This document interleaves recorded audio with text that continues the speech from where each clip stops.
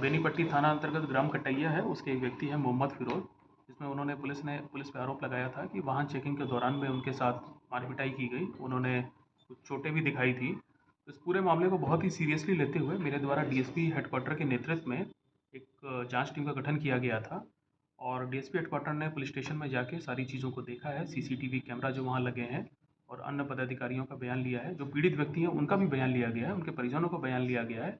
उसके बाद उन्होंने अपनी जाँच रिपोर्ट दी है और जाँच रिपोर्ट के बाद इसमें मेरे द्वारा कार्रवाई की गई है, जिसमें कि कुल 5 लोगों को सस्पेंड किया गया है, जिसमें थाने के सह आनी मुकेश कुमार, हवलदार रंजीत कुमार, सिपाही विक्रम कुमार, चौकीदार सुरेश पासवान और चौकीदार सुरदीप मंडल, इन पाँचों को सस्पेंड करके तत्काल प्रभाव से लाइन क्लोज किया गया है और इन पे विभागीय कार्रवाई चालू करने के मेरे द्वारा आदेश दिया गया है। इसके अलावा जो वहाँ परिक्षमान डीएसपी हैं, उनको भी वहाँ से स्थानांतरित करते हुए मेरे द्वारा यहाँ पे पुलिस अधीक्षक कार्यालय में अटैच किया गया है और वहाँ पे जल्द ही नए थानाध्यक्ष की नियुक्ति की जाएगी। देखिए, मैं आपको बताना चाहूँगा कि जो जाँच रिपोर्ट डीएसपी हेडक्वार्टर की प्राप्त हुई है, उसमें कुछ निम्नलिखित तथ्य पाए गए हैं। ये जो पीड़ित व्यक्ति हैं मोहम्मद फ़िरोज़, ये 29 तारीख को सुबह बेनीपट्टी की ओर जा रहे थे मोटरसाइकिल से। उसी दौरान वहाँ पे रोड पे पुलिस ने एंटी क्राइम व्हीकल चेकिंग लगा रखी थी, जो कि प्रतिदिन ये ड्रिल की जाती है। पुलिस ने इनको वहाँ पे रुकने का इशारा किया, तो ये रुके नहीं वहाँ पे और इन्होंने अपनी मोटरसाइकिल तेज़ गति से करके वहाँ पे भागने की कोशिश की। वहाँ पे और भी कई मोटरसाइकिलें हैं जिनका चालान किया गया था, तो सभी लोग रुके थे वहाँ पे। तो इस वजह से पुलिस ने फिर बल प्रयोग करके इनको वहाँ पे पकड़ा है।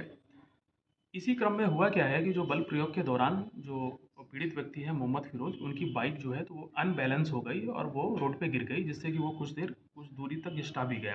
उसके बाद पुलिस ने उनको उठाया है, फिर उनको पुलिस गाड़ी में बैठाया है और वहाँ से फिर बेनीपट्टी थाना पुलिस उनको लेके गई और थाना पे लाने के बाद उनको सरिस्ता कक्ष में सीसीटीवी की निगरानी में ओडी पदाधिकारी के देख-रेख में वहाँ पे उनको बैठाया गया, ताकि उनके जो मोटरसाइकिल के कागज़ात हैं उसको जाँचा जा सके। थाना पे आने के बाद जो पीड़ित व्यक्ति हैं मोहम्मद फ़िरोज़, उन्होंने अपनी गाड़ी के कागज़ या फिर आधार कार्ड या भी कोई भी पहचान जो कागज़ है वो पुलिस को वहाँ पे नहीं वो प्राप्त करा सके। तो उससे पुलिस को ये पता भी नहीं चल पाया कि वो उनकी पहचान क्या है।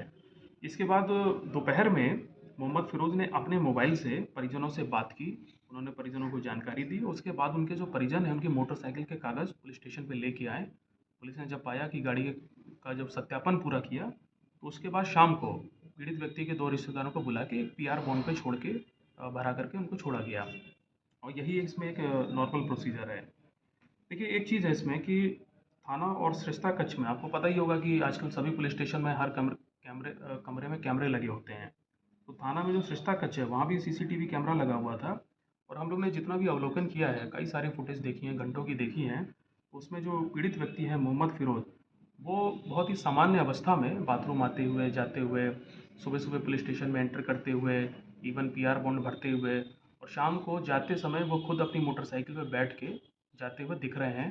तो उनकी जो चलने की एक्टिविटी है, उससे कहीं से ऐसा प्रतीत नहीं हो रहा है कि पुलिस स्टेशन के अंदर उनके साथ किसी ने मार-पिटाई की है और इस चीज़ के कोई साक्ष्य भी नहीं मिले हैं और फुटेज इसी चीज़ को बता रहा है कि इस प्रकार की कोई मारपीट थाने में नहीं हुई है। लेकिन मैं ये बताना चाहूँगा कि जाँच में ये चीज़ स्पष्ट हुई है कि वाहन चेकिंग के क्रम में गाड़ी जब ये तेज़ करके भाग रहे थे, उस दौरान पुलिस ने जब इनको पकड़ने का प्रयास किया, तो वहाँ पे बल का प्रयोग किया और संभवतः उसी कारण इनको चोट लगना प्रतीत होता है। तो इस पूरी चीज़ को और इसके अलावा कुछ गलतियाँ हैं जो जो थाने पे जो उस समय पदाधिकारी थे उनसे गलतियाँ हुई हैं। जैसे कि देखिए, थाने पे ओडी पदाधिकारी की ये ज़िम्मेदारी होती है कि यदि कोई व्यक्ति उसको कहीं भी थोड़ी बहुत भी चोट लगी है, तो वो जब पुलिस स्टेशन आता है तो उसका मेडिकल चेकअप कराना चाहिए। ये वहाँ पे जो ओडी पदाधिकारी हैं, ये उन्होंने नहीं कराया और यही नियम कहता है, तो इनकी वहाँ पे लापरवाही पाई गई है। दूसरी चीज़ है कि थाने में जब भी किसी व्यक्ति को लाया जाता है तो तत्काल उसके परिजनों को सूचित करना चाहिए, ये भी नियम है। तो वहाँ जो पुलिस पदाधिकारी उस समय मौजूद थे, यहाँ भी उनकी लापरवाही गई है, उन्होंने ये नहीं किया। तो इन सब चीज़ों को बहुत ही सीरियसली लेते हुए मेरे द्वारा इन 5 जिसमें 2 चौकीदार हैं, 1 सिपाही है, 1 हवलदार है और 1 एएसआई है, इनको तत्काल प्रभाव से सस्पेंड कर दिया गया है और जो वहाँ पे परिक्षमान डीएसपी थे, उनको भी वहाँ से क्लोज़ कर दिया गया है। धन्यवाद।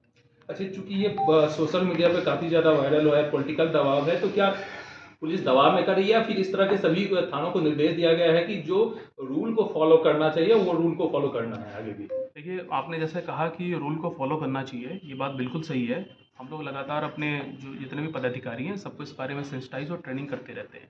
दूसरी बात है कि ये जो कार्रवाई की गई है ये डीएसपी हेडक्वार्टर की जांच के आधार पे की गई है। और डीएसपी हेडक्वार्टर ने जो जांच की है, देखिए ऐसे मामलों में जो सीसीटीवी कैमरे होते हैं वो बहुत इंपॉर्टेंट होते हैं। वहाँ पे सीसीटीवी कैमरे देखे गए हैं, पीड़ित का बयान लिया गया है, पुलिस स्टेशन में जो अधिकारी उस समय काम कर रहे थे जिनकी ड्यूटी थी उनसे भी बयान लिया गया। तो ये पूरी तरह से एक ऑब्जेक्टिव इंक्वायरी हुई है, इसमें अन्य किसी चीज़ का कोई हस्तक्षेप नहीं है। और यदि इस प्रकार की कोई भी लापरवाही हमारे स्टाफ करता है तो पुलिस डिपार्टमेंट में हम लोग बहुत स्ट्रिक्ट एक्शन लेते हैं। और इन सब चीज़ों के प्रति हमारी ज़ीरो टॉलरेंस पॉलिसी है। और भविष्य में भी यदि इस प्रकार से कोई पुलिस पदाधिकारी नियम के विरुद्ध यदि कुछ करता है तो उस पर कठोर से कठोर कार्रवाई की जाती है। एक मिनट सर, फोटो लेते हैं।